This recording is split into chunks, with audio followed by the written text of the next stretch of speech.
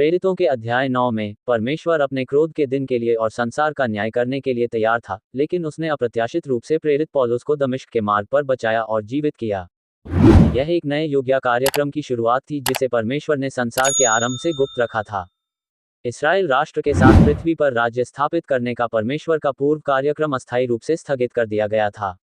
ये वर्तमान युग जिसमें हम अब रह रहे हैं एक रहस्य था, जिसका अर्थ है कि उत्पत्ति से लेकर प्रेरितों के काम 9 तक पूरी बाइबल में इसके बारे में पहले कभी पता नहीं चला था। इस व्यवस्था का एक बार भी उल्लेख नहीं किया गया। ये व्यवस्था इस्राएल के साथ परमेश्वर के पिछले कार्यक्रम से अलग है और इन दोनों कार्यक्रमों के बीच कई अंतर हैं।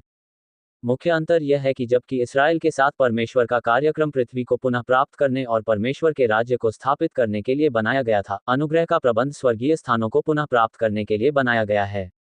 परमेश्वर ने पौलुस को अपनी योजना बताई कि वह आकाश के अधिकार के राजकुमार शैतान से स्वर्गीय स्थानों को पुनः प्राप्त कर लेगा।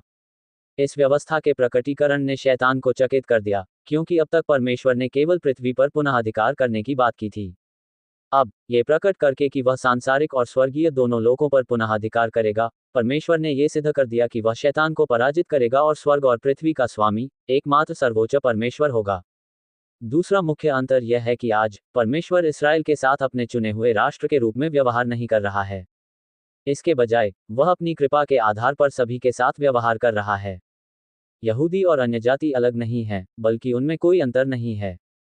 प्रेरित पौलुस ने लिखा है कि अनंत उद्धार के लिए सुसमाचार का संदेश यहूदियों और अन्यजातियों दोनों के लिए समान रूप से प्रस्तुत किया गया है, अर्थात परमेश्वर की धार्मिकता जो यीशु मसीह पर विश्वास करने से सबके लिए और सब विश्वास करने वालों के लिए है, क्योंकि इसमें कोई अंतर नहीं है। यह अतीत के समय और इस्राएल के कार्यक्रम से बिल्कुल भिन्न है, जब अन्य जातियों को केवल इस्राएल के साथ परमेश्वर के व्यवहार के माध्यम से ही बचाया जा सकता था। ये तथ्य कि परमेश्वर स्वर्गीय क्षेत्र को पुनः प्राप्त करने के लिए यहूदियों और अन्य जातियों दोनों का उपयोग कर रहा है, पौलुस को प्रकट किए गए रहस्य का एक हिस्सा है। आज संत मसीह का शरीर बना रहे हैं। इस निकाय के सदस्य स्वर्गीय स्थानों में शासकीय क्षेत्रों का स्थान लेंगे जो वर्तमान में स्वर्गदूतों के पास हैं, जो शैतान का पक्ष लेते हैं। इस वर्तमान व्यवस्था में परमेश्वर ने हमारे साथ केवल अपने अनुग्रह के द्वारा व्यवहार करना चुना है। व्यवस्था अनुबंध एक वाचा थी जो परमेश्वर ने केवल इस्राएल राष्ट्र के साथ बांधी थी, अन्य जातियों के साथ नहीं। चूंकि परमेश्वर ने इस्राएल के साथ अपना कार्यक्रम स्थगित कर दिया है, इसलिए व्यवस्था वाचा भी स्थगित है।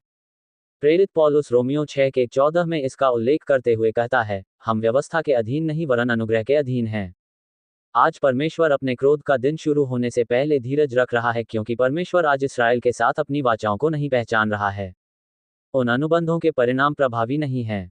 उदाहरण के लिए, कानून अनुबंध का पालन करने में विफल रहने के कारण इजराइल पर 5 प्रकार की सजाएं लाई गईं।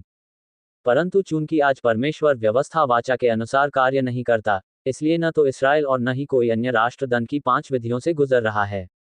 इसके अलावा बाइबल में पहले बताए गए सभी चमत्कार, चिन्ह, आश्चर्यकर्म और ईश्वरीय हस्तक्षेप के अन्य रूप आज प्रभावी नहीं हैं, क्योंकि वे केवल इस्राएल के साथ वाचाबद्ध थे।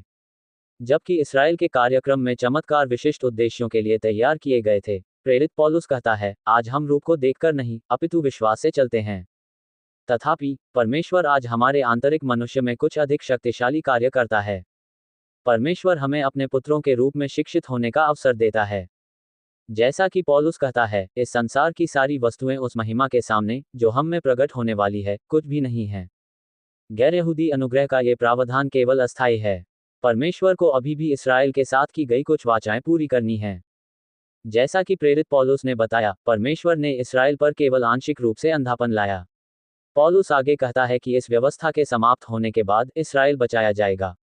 जब इस्राएल का कार्यक्रम पुनः आरंभ होगा, तो परमेश्वर द्वारा इस्राएल के साथ की गई वाचाएं एक बार फिर प्रभावी हो जाएंगी। इस्राएल के साथ परमेश्वर का कार्यक्रम वहीं से शुरू होगा जहां से वह रुका था, और परमेश्वर अपने क्रोध के दिन के लिए तैयार होगा।